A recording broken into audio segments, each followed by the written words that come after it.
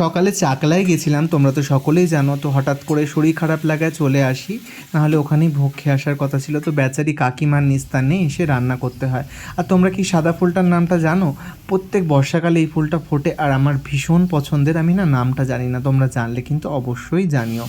আর ছাদে উঠে যাই, ছাদে উঠে গিয়ে দেখি পেয়ারাগুলো বেশ ডাসা হয়েছে, মানে এই প্রথম পেয়ারা আমি পাড়ছি নিজের হাতে।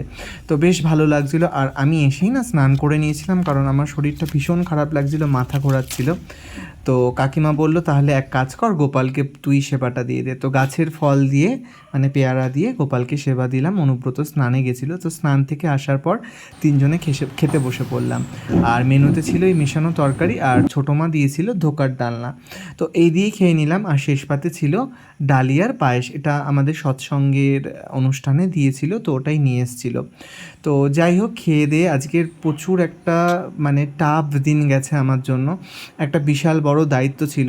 3:30 থেকে প্রায় 8:30 9:30 সুকান্তদের বাড়িতে, ওই নিয়ে আমার সারা দিন গেছে। আমি, অনুব্রত, সুকান্ত তিনজনেই ওখানে টাইম দিয়েছি। আমি এই মুহূর্তে বলছি না, আমি পরবর্তীকালে অবশ্যই শেয়ার করব জিনিসটা কি। তো যাই হোক, সুকান্ত দেখো ক্লান্ত হয়ে গেছে।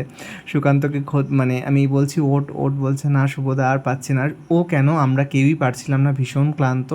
তো যাই হোক, ওখান থেকে মানে অনুব্রতর বাড়িতে ফিরে আসি। তো ডিনার করে নিই।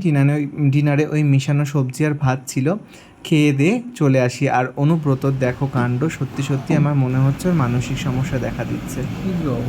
কোথায় ফেলবো?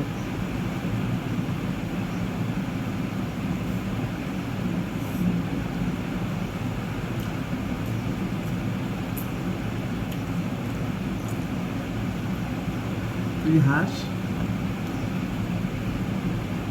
ভিডিওতে হাসবি না, মা কাঁঠালটা দিবি না আজকে। তো যাই হোক, এতদূর ভিডিওটা দেখার জন্য তোমাদের অনেক অনেক ধন্যবাদ। তো আজকের জন্য শুভরাত্রি। কালকে দেখা হবে অন্য কোনো ভিডিও নিয়ে, অন্য কোনো গল্প নিয়ে। আর তোমরা সবাই খুব ভালো থেকো আর আনন্দে থাকো। তো ভিডিওটা এখানেই শেষ করছি, টাটা।